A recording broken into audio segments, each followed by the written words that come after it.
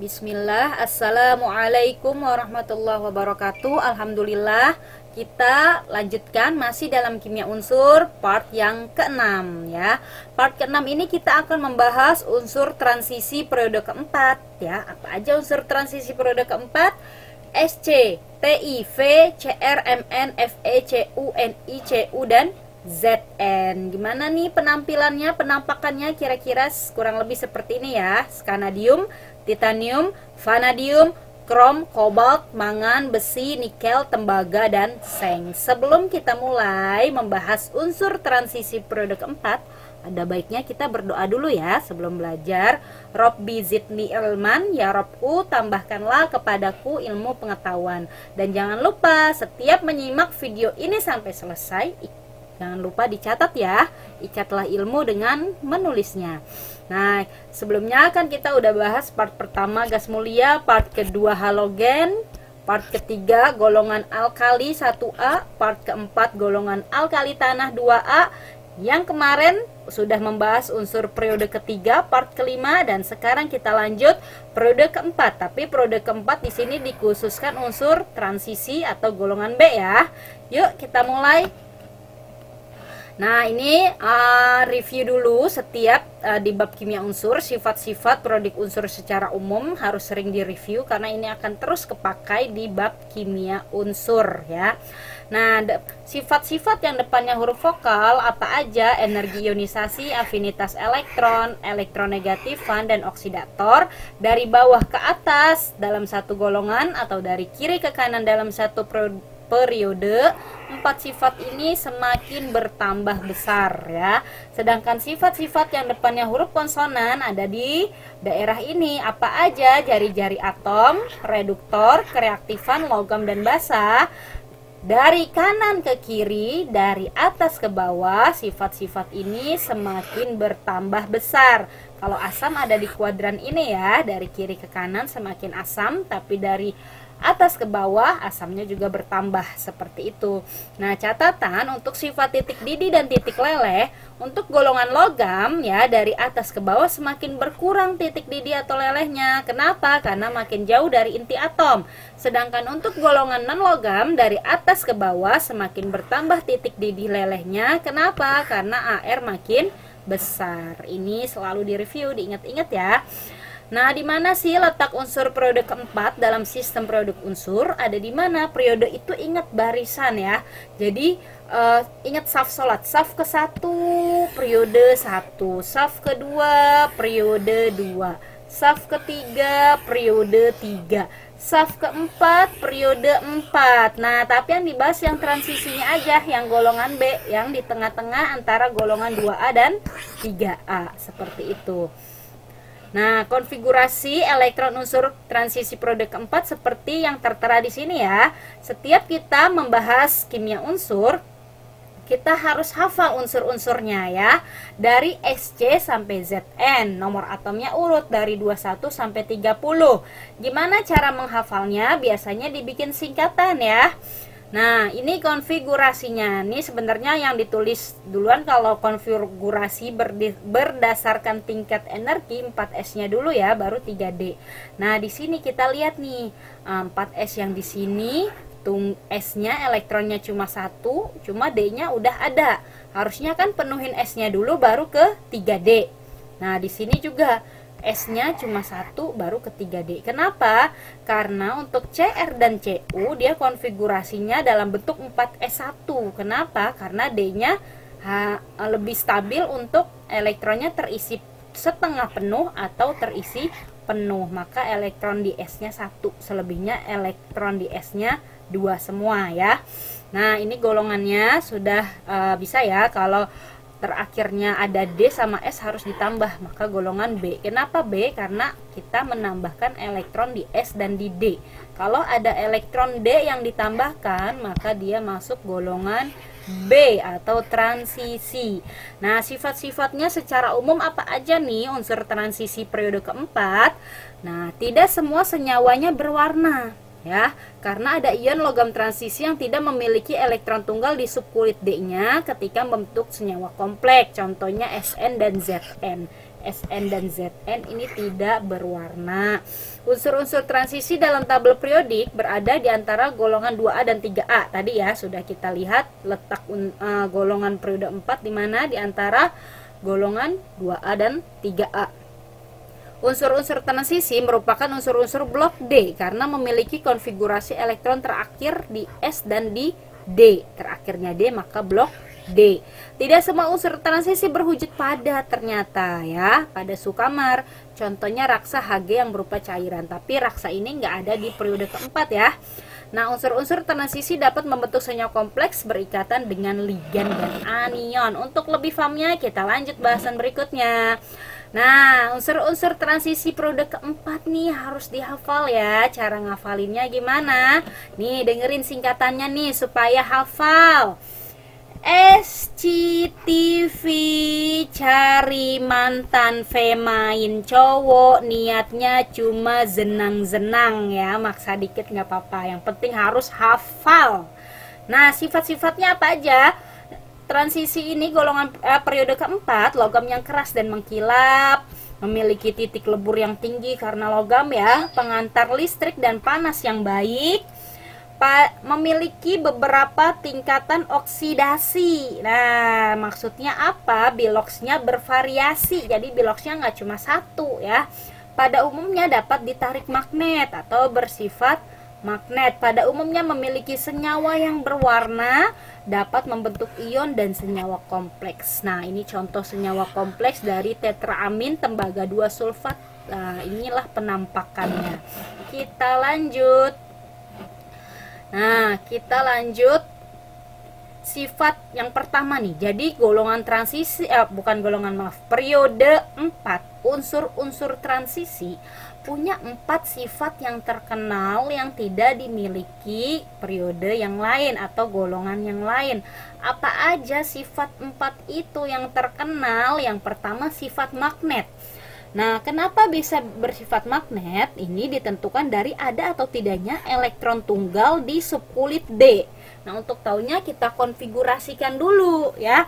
Nah, jika terdapat elektron tunggal di subkulit D, logam tersebut bersifat magnet. Contohnya Ti ini nomor atomnya 22, konfigurasinya 18Ar 4s2 3d2. Ini kotak orbital S, ini D.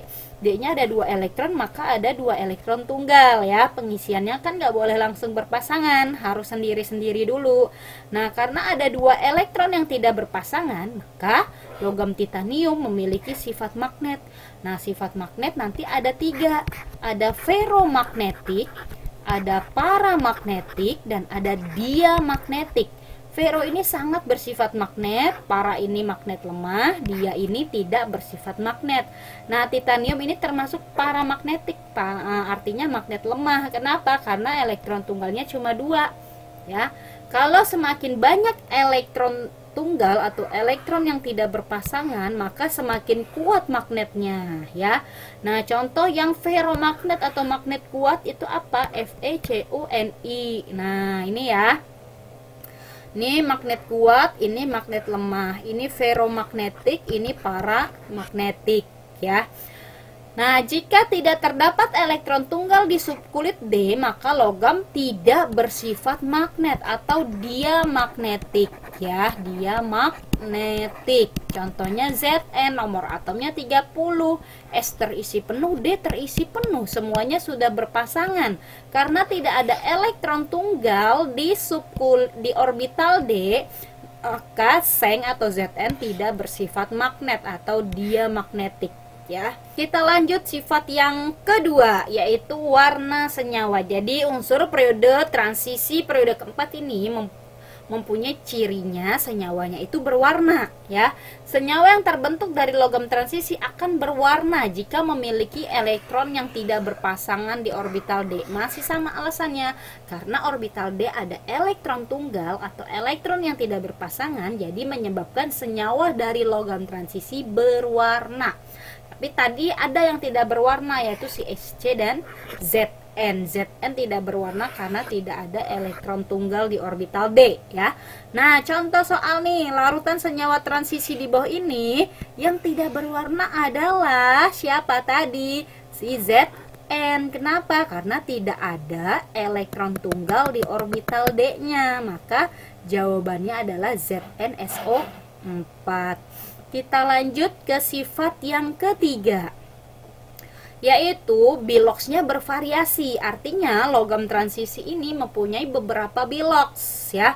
Kalau logam golongan 1A kan biloxnya plus 1, 2A plus 2. Nah, kalau logam transisi ini biloxnya lebih dari 1 ya. Nah, lebih dari satunya sampai berapa? Ada batasannya. Jadi bilox maksimalnya ya itu rumusnya N plus 2. N ini apa? N adalah jumlah elektron tunggal di orbital D. Atau bisa kita katakan bilox maksimalnya itu adalah jumlah elektron valensi di orbital S ditambah di orbital D. Ini orbital S-nya, ini orbital D-nya. Ya, atau sama dengan nomor golongannya. Ya, kalau dia golongan 7 berarti maksimalnya cuma plus 7. Seperti itu. Nah, contoh nih, logam transisi periode 4 yang memiliki bilangan oksidasi maksimalnya plus 5 siapa? Nah, kita konfigurasikan dulu si SC. SC ya, nomor atomnya 21, berarti kan 18Ar, 4S2, 3D1. Nah, bilox maksimalnya itu kan N plus 2. N ini elektron tunggal di orbital D1. Plus 2 berarti maksimalnya cuma plus 3 si SC ini, berarti yang SC salah ya. Nah, kita lihat dulu yang ada di dua option V ya. Vanadium nomor atomnya 23, SCTV ya. Nah, 18Ar, habis Ar itu 4S2, 3D 3, nih 20 tambah 3, 23 ya. Nah, bilox maksimalnya N plus 2.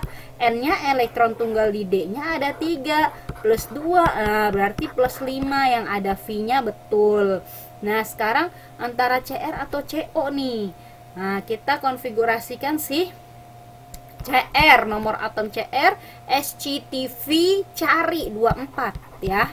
Nah, untuk CR nanti konfigurasi stabilnya kan harusnya 4S2 3D4, tapi ini tidak stabil.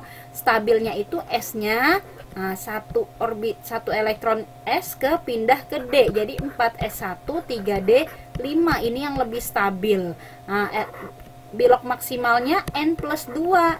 N-nya itu jumlah elektron tunggal di D ada 5 ditambah 2, jadi maksimalnya 7. Yang ditanya maksimal 5, berarti CR salah, isinya yang C. Seperti itu ya. Kita lanjut sifat berikutnya yang keempat. Nah, unsur transisi periode keempat dapat membentuk ion kompleks. Ion kompleks itu apa? Ion yang terbentuk dari kation logam transisi yang terikat pada anion atau molekul netral yang disebut ligan. Ya, jadi anion atau molekul netral yang terikat pada logam transisi disebut ligan. Logam transisinya ini sebagai atom pusat ya. Nah, nanti ikatan antara kation dan anion atau molekul netral merupakan ikatan kovalen koordinasi. Nah, nanti ada yang disebut bilangan koordinasi, itu menyatakan jumlah ligannya ada berapa. Nah, ligan itu ada negatif, ada netral. Ligan negatif yang bermuatan negatif ada fluor, klor, brom ya. Belakangnya O semua namanya ya. Iodo, OH hidrokso, CN cyano, SCN tiosiano, NO2 nitrito, SO42 sulfato, tiosulfato, yaitu C2O4 ini oksalato. Ini muatannya semuanya -1 sampai sini ya. Nah, ini yang sulfato, tiosulfato sama oksalato -2. Yang netral artinya yang tidak bermuatan itu NH3 amina, H2O aqua, CO karbonil ya. Nah, contoh nih. Pokoknya kalau ion kompleks ini tandanya ada kurung sikunya. Kalau ada kurung siku berarti itu ion atau senyawa kompleks. Ini ada kurung siku di sini ya. Nah, pokoknya logam transisi ini atom pusat, si Fe logam transisinya.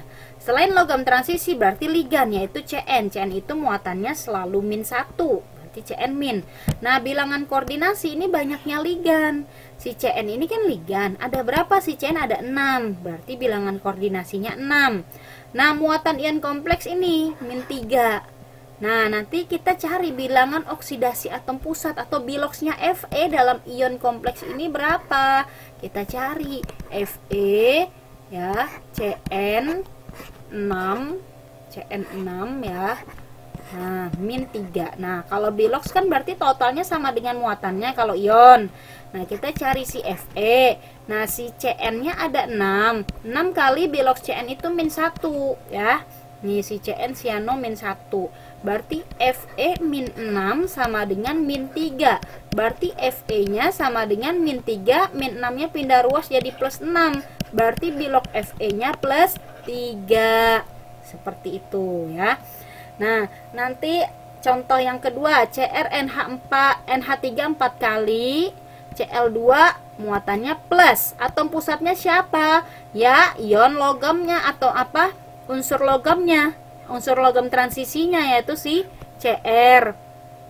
Ligannya selain Cr di sini ada 2, berarti ligannya ada 2 yaitu NH3 dan Cl min. Cl muatannya min. Bilangan koordinasi banyaknya ligan. Nah, ditambahin aja NH3-nya ada 4, Cl-nya ada 2, berarti bilangan koordinasinya 6. Muatan ion kompleksnya plus 1.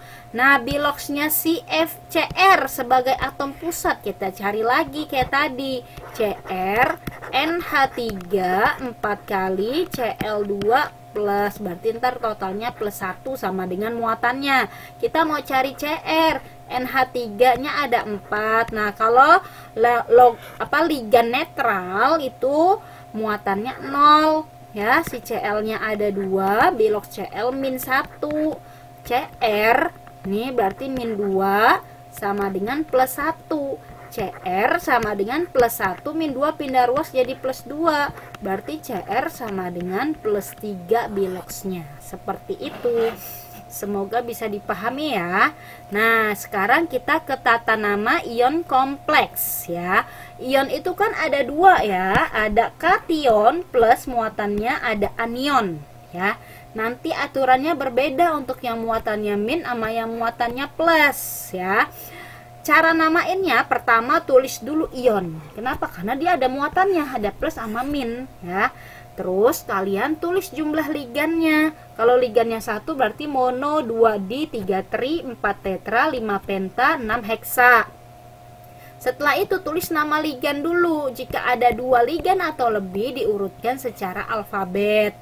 Nah, setelah itu tulis nama atom pusat ya. Nah, nanti jika ligan ion kompleksnya bermuatan negatif atau anion kompleks, gunakan nama ion nama atom pusatnya ya, atom pusatnya ditambah akhiran at. Pakai bahasa kimia aslinya. Fe kan fero tambah at ferat, Cu cuprum tambah at cuprat, Cr krom ditambah at kromat ya. Seperti itu. Pokoknya belakangnya at kalau muatan ion kompleksnya min. Nah, kalau muatan ion kompleksnya plus atau kation kompleks, gunakan bahasa Indonesia tapi tanpa akhiran at ya. Fe kan besi, Cu tembaga, Cr krom, Au emas, Ni nikel, Ag perak. Nah, contoh nih, tentukan nama ion kompleks berikut. Ini pertama kita namain dulu ion ya. Karena muatannya plus berarti kita mengikuti aturan kation kompleks. Nah, tulis dulu abis ion, terus jumlah ligan. Ligannya NH3 ada 4, berarti ion tetra. Tetra apa? NH3 itu amin. Tetra amina, amino ya, tetra amin. Nah, si Cu itu bahasa Indonesia karena muatannya plus. Cu itu tembaga. Nah, tembaga berapa? Nah, muatan si tembaganya ini ya, biloxnya si tembaga, biloxnya atom pusat ini ya, ditulis sebagai angka Romawi. Cara nyarinya sama kayak tadi ya. Si Cu NH3 4 kali. Nah, totalnya 2 plus ya. Berarti ntar total bilox ini plus 2. Kita cari Cu-nya. NH3 itu ada 4, bilox ligan netral itu 0. berarti Cu sama dengan plus 2. Nah, muatan Cu ini ditulis Romawi, tembaga 2, seperti itu. Nah, contoh yang kedua, tulis dulu ion, masih yang muatannya positif, berarti nanti atom pusatnya masih pakai bahasa Indonesia ya. Nah, si OH jumlahnya 1, namanya hidrokso. Kalau H2O aqua, secara alfabet duluan aqua, maka H2O yang ditulis duluan ada 5, berarti ion penta aqua, aquo ya. Nah, OH-nya 1, monohidrokso. Nah, baru si Fe-nya besi, pakai bahasa Indonesia. Nah, bilox besi pakai angka Romawi. Cara carinya sama kayak tadi ya. Fe, OH, H2O 5 kali, totalnya plus 2 ya.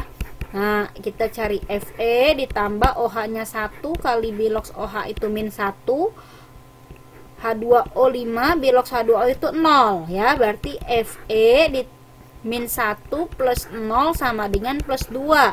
Fe plus 1 pindah ruas jadi plus 2 plus 1. Berarti bilox Fe-nya plus 3, ditulis Romawi. Jadi besi 3. Seperti itu ya. Contoh yang ketiga ini anion kompleks, muatannya min ya. Kita tulis dulu ion. Nah, CO-nya atom pusat berarti F-nya ligan. Ligannya ada 6, berarti heksa. Heksa apa F? F itu fluoro ya. Nah, baru nama atom pusatnya si CO. CO itu kobalt tambah at jadi kobaltat. Nah, kobaltat berapa? Cari biloxnya. COF6 ya. 3 min. Berarti nanti totalnya min 3, kita cari CO. F-nya 6, bilok F itu min 1, berarti CO min 6 sama dengan min 3. CO sama dengan min 3 plus 6, berarti bilok CO-nya plus 3, ditulis Romawi. Nah, contoh yang keempat, kita tulis dulu ion. Ligannya ada 2. Nah, ini namanya oksalato, ini aqua. Nah, duluan alfabet aqua kan, maka tulis dulu si aquanya. Ada 2, berarti di aquo atau aqua. Terus si C2O4-nya ada 2 juga, di oksalato. Ni nikel tambah at, berarti nikelat. Nikelat berapa? Kita cari biloxnya ya. C2O4 ini biloxnya min 2. H2O tuh ligan netral 0, totalnya min 2. Ni min 4 plus 0 sama dengan min 2. Ni sama dengan min 2 plus 4, pindah ruas 4-nya. Ni-nya jadi plus 2, jadi nikelat 2. Seperti itu, mudah ya. Nah, kita lanjut.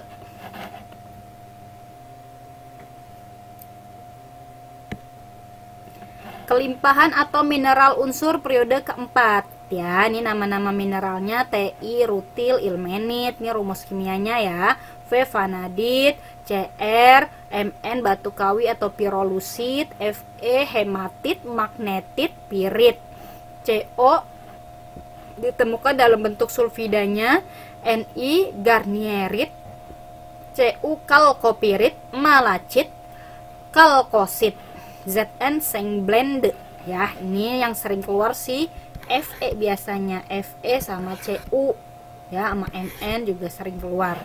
Nah, kita lanjut ke metode pembuatan unsur periode keempat. Ini caranya biasanya dengan reduksi ya. Reduksi kalau si Sc, reduksi elektrolisis, reduksi Mg atau Na, reduksi Al, reduksi oleh C atau Al, Mn reduksi oleh Al, Fe reduksi oleh C atau CO pada proses tanur tinggi.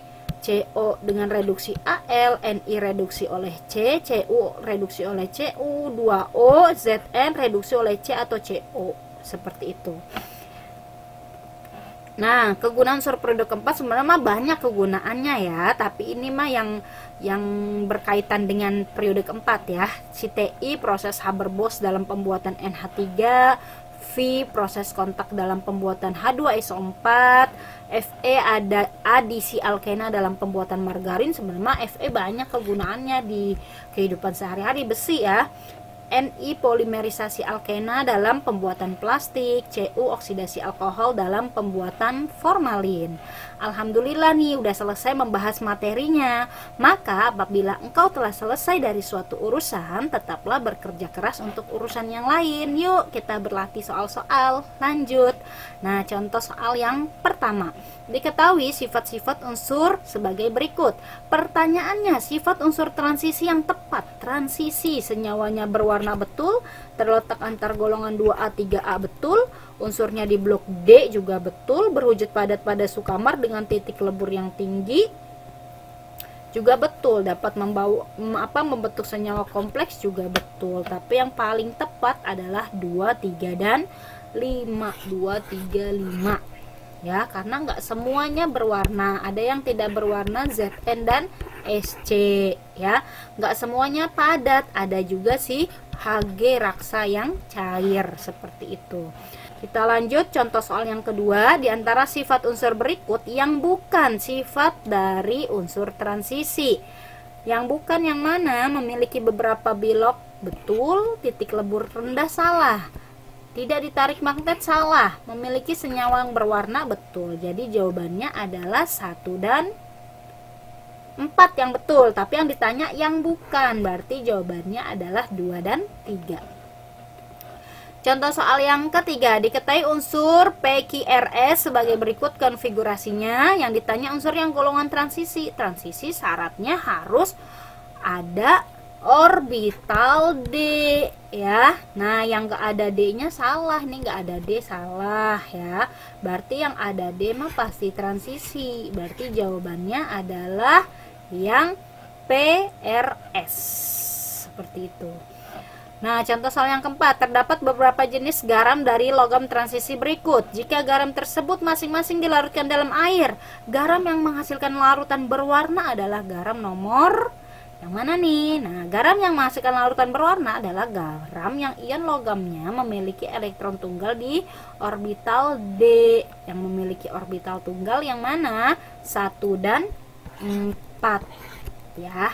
Kalau Zn tidak, Zn dan Sc dia tidak berwarna seperti itu. Kita lanjut nomor 5. Suatu ion kompleks mempunyai atom pusat CO3+ dengan ligan-ligan yaitu 2 molekul NH3 dan 4 ion S2O3 2-. Rumus ion kompleks tersebut adalah, kita tulis dulu si CO, terus ligannya 2 NH3, berarti NH3-nya ada 2 dan 4 S2O3 ada 4. Nah, yang harus kita tahu ini muatan ini nih, plus atau min muatan ion kompleksnya. Kita cari, kan udah diketahui CO-nya plus 3 ditambah NH3 nih ligan netral 0 muatannya ya, kali 2 tetap 0. Nah, S2O3 nih muatannya min 2 kali 4 sama dengan berapa? Kita totalin, plus 3 plus 0 min 8 berarti totalnya min 5. Berarti jawabannya yang D, seperti itu. Contoh soal yang ke-6. Nama ion kompleks yang tidak benar adalah yang mana? Yang tidak benar yang B. Tidak benarnya di mana? Coba kita lihat. Kan dia muatannya plus. Kalau plus berarti harus pakai bahasa Indonesia tanpa at. Nah, di sini ada at-nya, salahnya di sini ya. Seperti itu. Nomor 7. Bilangan koordinasi Ni dalam ion kompleks NiOH2 kali Cn2 2- adalah, bilangan koordinasi ini menunjukkan jumlah ligan. Ligan itu apa selain atom pusat? Atom pusat itu logam transisi. Berarti selain Ni ada si OH dan Cn. OH2 ditambah Cn2 berarti bilangan koordinasinya adalah 4. Kita lanjut soal yang ke-8. Mineral yang mengandung unsur mangan. Mangan itu apa? Mn. Apa ayo nama mineral Mn? Pirolusit. Kita lanjut soal nomor 9. Di antara mineral-mineral berikut yang mengandung besi apa? Besi itu tadi pirit, hematit, dan magnetit. Seperti itu. Jadi jawabannya adalah 1, 2, dan 5. Kita lanjut soal yang ke-10. Harga keempat bilangan kuantum terakhir untuk logam transisi periode keempat adalah, nah tadi cirinya logam transisi harus ada orbital D. Kalau orbital D, maka bilangan azimutnya atau L-nya itu selalu 2. Cari aja yang L-nya 2. Berarti dia logam transisi periode keempat. Kita lanjut soal 11. Logam transisi periode 4 yang bersifat diamagnetik, artinya tidak bersifat magnet, yaitu yang tidak punya elektron tunggal di orbital D. Siapa tadi? Si Zn. Kita lanjut soal yang ke-12. Ligan berikut memiliki muatan min 2 kecuali sulfato min 2, tiosulfato juga min 2, oksalato min 2, siano min 1, okso min 2. Berarti jawabannya adalah D. Kuningan merupakan campuran beberapa logam transisi. Campuran logam itu disebut alloy ya. Nah, kuningan ini campuran dari apa? Dari tembaga dan seng, Cu dan Zn. Alhamdulillahirobbilalamin. Terima kasih telah menyimak video ini sampai selesai. Semoga bermanfaat. Jangan lupa simak juga materi kimia lainnya di YouTube channel Ratnasari Kimia. Kritik dan saran bisa dikirim ke ratna997@guru.sma.belajar.id. Assalamualaikum warahmatullahi wabarakatuh.